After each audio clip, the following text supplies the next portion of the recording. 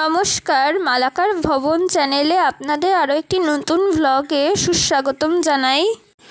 তো 20 জানুয়ারি বিশ্ববিদ্যালয়ের প্রথম সেমিনারের দিনে আমরা সবাই লাইন দিয়ে নাম এবং আরও কিছু বিবরণ রেজিস্টার করিয়ে নিলাম।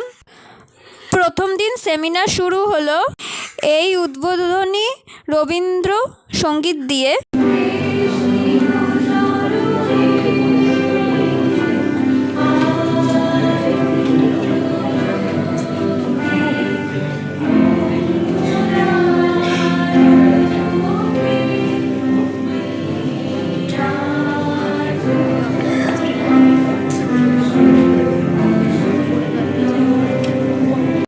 ইনি হলেন আমাদের head of the department, professor doctor Ajanta বিশ্বাস ম্যাডাম। তো 20 জানুয়ারি এবং 21শে জানুয়ারি 2 দিন ব্যাপী এই সেমিনারে কী হলো তার কিছু মুহূর্ত আমি আপনাদের সাথে শেয়ার করে নিচ্ছি। তো চলুন পুরো ভ্লগটা দেখতে থাকুন। প্রথমেই আমি স্বাগত জানাই। আশা রাখি এই দুদিনের আলোচনা আমাদের এই বিষয়টিকে জানতে ও বুঝতে সাহায্য করবে এবং আমাদের জ্ঞান ভান্ডারকে আরো সমৃদ্ধ করবে। ইংল্যান্ডের পুঁজিবাদী অর্থনীতির প্রয়োজনে প্রতিষ্ঠিত সর্বভারতীয় ব্রিটিশ সাম্রাজ্যের ভিত্তিভূমি ছিল এই বাংলা। ঔপনিবেশিক রাজনৈতিক অর্থনীতি অর্থাৎ পলিটিক্যাল ইকোনমির স্বার্থে রাজধানী কলকাতাকে কেন্দ্র করে পাশ্চাত্য জ্ঞান বিজ্ঞান ও প্রযুক্তির বিকাশে যে মানবতাবাদী রাজা রামমোহন রয়, যিনি গ্রাম থেকে শহরে এসে আর গ্রামে ফিরে যান, বিদ্যাসাগর ফিরে গিয়েছিল। সুতরাং এই জায়গাটা একটা অনুভূতি যেটা খালি সাবঅর্ডিনেট স্কুল অফ হিস্টোগ্রাফির মাধ্যমে আসছে না, 1920th সেঞ্চুরির মনীষা অঞ্চলে লোকায়ত সংস্কৃতির মধ্যে ফিরে যেতে হবে। তাই গোড়া উপন্যাসটা একটা মরমী সঙ্গীতের মাধ্যমে শুরু হয়। এটা গুরুত্বপূর্ণ একটা জায়গা। কিন্তু এই যে বিভিন্ন স্তর, আমি বলবো সিনক্রেটিজম, আমার বক্তৃতায় কতগুলো জিনিস উঠে আসবে, কতগুলো জিনিসকে চ্যালেঞ্জ করার জায়গা থাকে। সিনক্রেটিজম কতটা ছিল, কতটা শক্তিশালী ছিল, সমন্বয়বাদ যদি শক্তিশালী থাকতো দেশভাগ হতো না।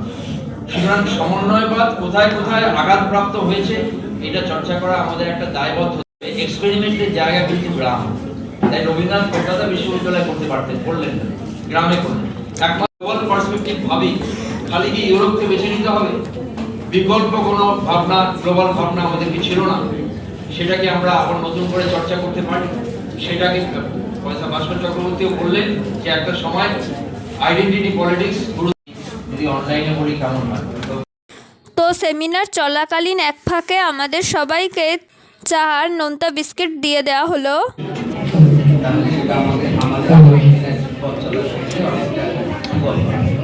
আরেকবার ধন্যবাদ জানাই আমাদের প্রায় সকলের মাস্টারকে, ধন্যবাদ জানাবো বিশ্ববিদ্যালয়ের সমস্ত আধিকারিক।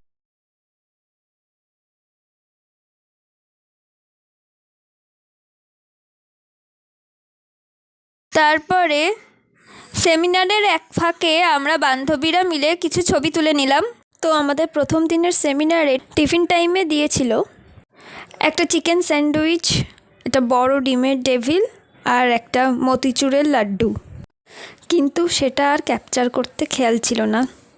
21শে জানুয়ারি অর্থাৎ দ্বিতীয় দিনের সেমিনারে আজকে বিল্ডিংয়ে ঢোকার আগে থাকতেই ব্লগটা স্টার্ট করেছি।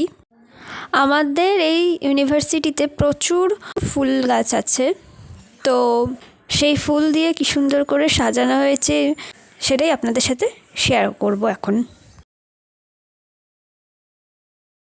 এই বড় গাঁদাগুলোর গন্ধ খুবই সুন্দর।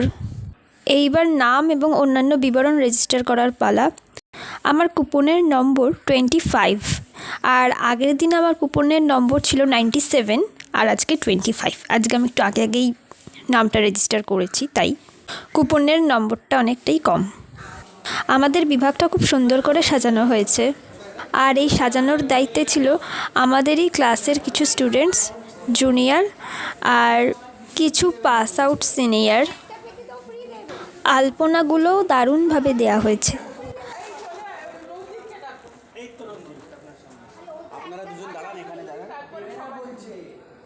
আপনাদের সাথে চারপাশের সাজানোটা শেয়ার করছি।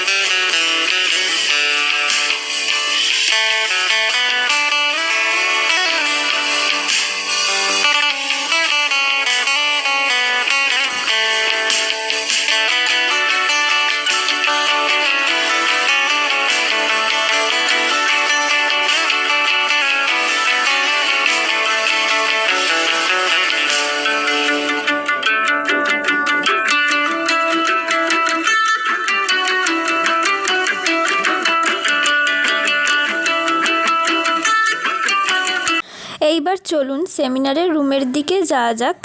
এটা তো দোতলা ছিল, এইবার আমরা 3 তলায় উঠব।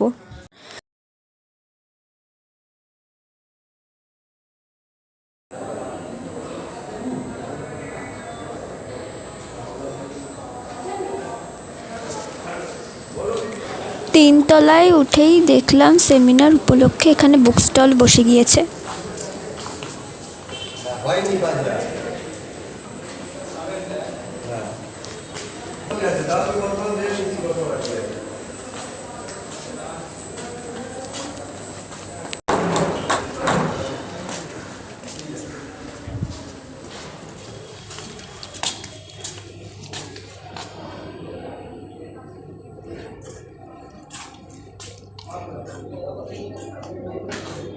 এই যে সেমিনার রুমে চলে আসলাম, ব্যাগটা রেখে দিলাম একটা চেয়ারে।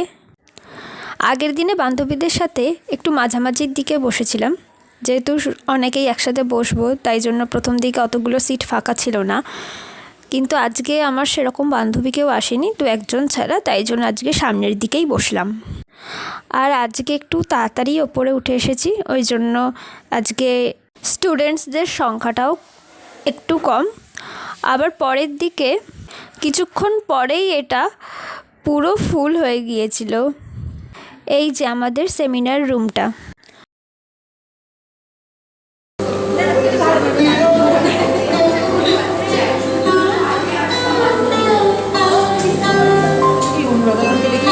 হ্যাঁ, নিচে আছে। আর এই যে আমি।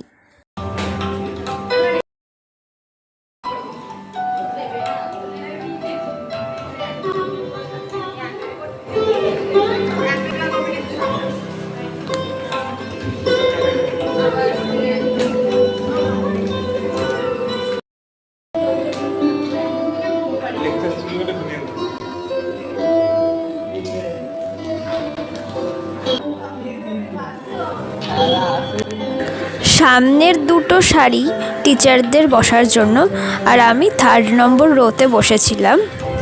তো চলুন ব্লগটা দেখতে থাকুন।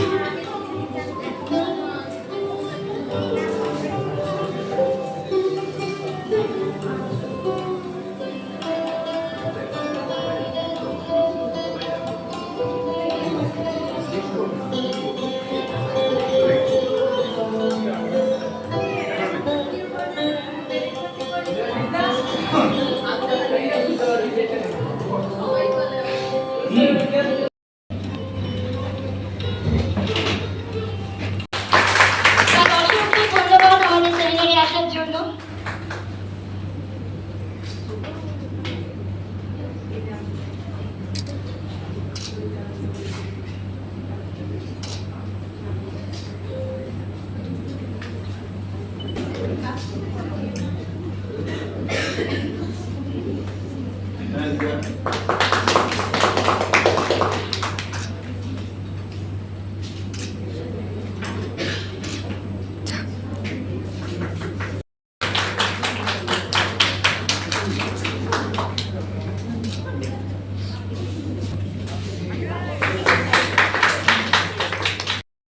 লিঙ্গভিত্তিক যে শোষণ সেই সম্পর্কে একটা আলোচনা মনে প্রশ্ন জাগিয়ে যে অবস্থায় পুরুষদের নিজেদের কাজ সম্পর্কে স্বাধীন সিদ্ধান্ত নেওয়ার ক্ষমতা থাকলেও মহিলাদের কিন্তু সেই ক্ষমতা একেবারেই ছিল না। তাছাড়া কাজের ব্যাপারে তাদের পছন্দ অপছন্দের কোনো মূল্য নেই। মহিলাদের কাজগুলো পুরুষদের কাজের চেয়ে সব সময় ছোট করে দেখানো হয়। তাদের কাজের পেশাদারি স্বীকৃতি সেটাও তাদের নেই।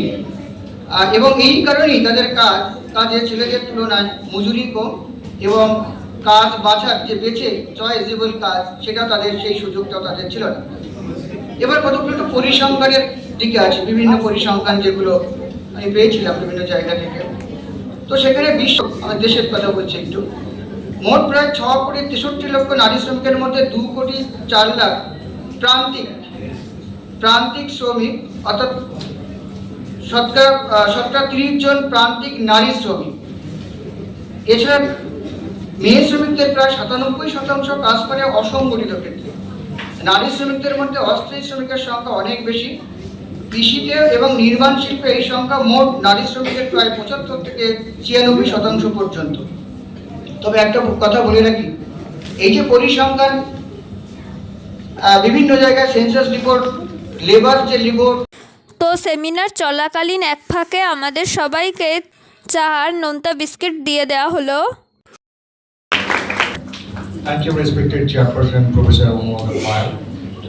And I would also like to acknowledge thanks to our respected HOD, Professor Ajanta Bishwas.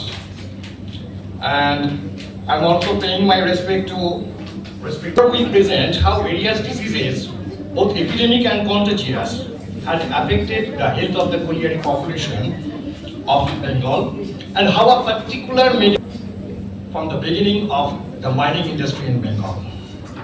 So now, coal was worked actually in the colonial period in the Raniganj coalfield, located in Bhum and Bagua district. Now, the colliery workers actually were consisted of Aboriginal and semi-Aboriginal people. Some upper caste Hindus and Muslims were also engaged into this occupation. The mining tract of Bengal, as it is evidenced from different archival records, was very unhealthy since the beginning of its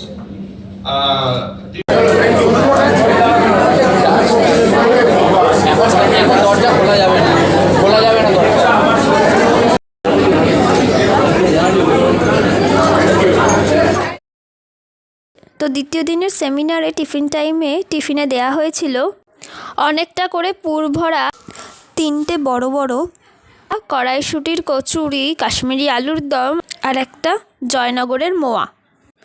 কচুরির স্বাদটাও যেমন ব্যাপক ছিল আর আলুর দমটাও তেমন ঝাল ঝাল tasty হয়েছিল। তারপরে এইখানে বুক স্টলে কী বই আছে সেটাই আমি দেখছিলাম।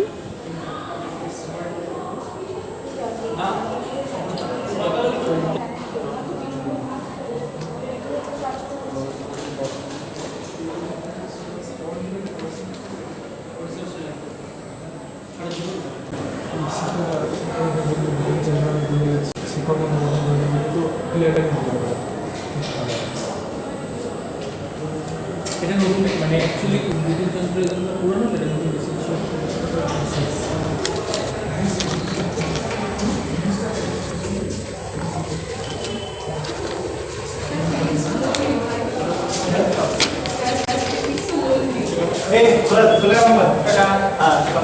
দেখা হচ্ছে আমার কোনো জায়গায় নেই, দেখা হচ্ছে।